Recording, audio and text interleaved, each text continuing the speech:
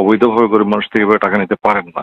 একজন আমাকে ঘুষি মেরে, বুকে ঘুষি মেরে আমাকে ফেলে দেয়, লাথি মারে আমাকে, পরে মাটিতে পড়ে যাওয়ার পর পায়ের গোড়ালি দিয়ে আমাকে আঘাত করে। হয়তো ইজারাদারের লোক, হয়তো হতে পারে আর কি, পৌরসভার ইজারাদারের লোক। আসামিকে নিয়ে যেতে চেয়েছে, আমি বাধা দিয়েছি। ফিজিক্যালি অ্যাসল্ট করবে এবং পায়ের গোড়ালি দিয়ে আঘাত করবে। এখানে আমাদের আরো পুলিশ সদস্য ছিল, কারো উপরে কিন্তু সেভাবে আঘাত হয়নি। তারা আর শ্রীনগর এরিয়া দিয়ে অতিক্রম করছিলাম। তো এই সময় আমি দেখতে পাই যে কিছু লোক বিভিন্ন যানবাহন থামিয়ে করে টাকা আদায় করছে এবং খারাপ ব্যবহার করছে। তো আমি তাদের কাছে আমি তাদেরকে বললাম যে আপনারা তো এভাবে গরিব মানুষের, অবৈধভাবে গরিব মানুষ থেকে এভাবে টাকা নিতে পারেন না। আর এটা হাইকোর্টের আদেশেও সম্পূর্ণভাবে এটা নিষিদ্ধ। স্থানীয় সরকার মন্ত্রণালয় এটা নিষিদ্ধ করেছে। তারপরও কিবা কেন রাস্তায় চলমান গাড়ি থামিয়ে টাকা নিচ্ছেন, এভাবে তাদেরকে হেফাজতে নিয়ে আমি জিজ্ঞাসাবাদ করতে থাকি।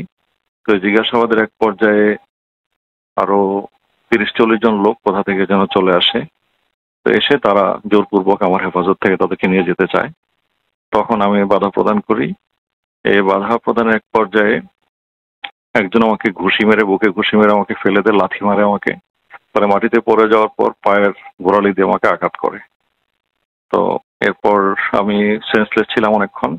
এই সেন্সলেসের এক পর্যায়ে স্থানীয় লোকজন তারা আমাকে বিভিন্নভাবে শুশ্রূষা করে এবং পুলিশ সদস্য যারা ছিল শুশ্রূষা করে আমাকে সুস্থ করে। তো তারপর সদর হসপিটালে নিয়ে যায়। পরবর্তীতে সেখান থেকে উন্নত চিকিৎসার জন্য আমাকে রাজারবাগ কেন্দ্রীয় পুলিশ হাসপাতালে রেফার করেছেন।